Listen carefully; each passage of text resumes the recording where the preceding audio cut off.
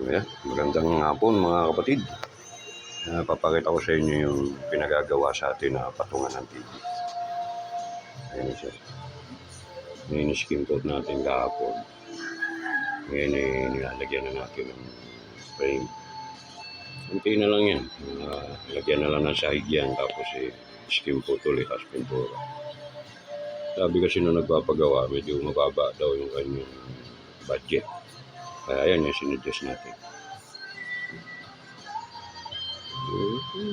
Maganda naman tignan. Ano? Pakita ko sa inyo yan hanggang matapos. Hanggang matapos yan, nakikita niyan, may mga ilaw-ilaw pa daw yan.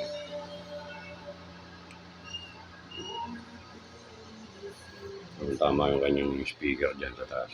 Speaker doon sa kabila. Tapos kung ano pang gusto niya ilagay dyan, pwede. Okay, hanggang dito na lang muna. Ang tabayanan niyo yan hanggang matapos.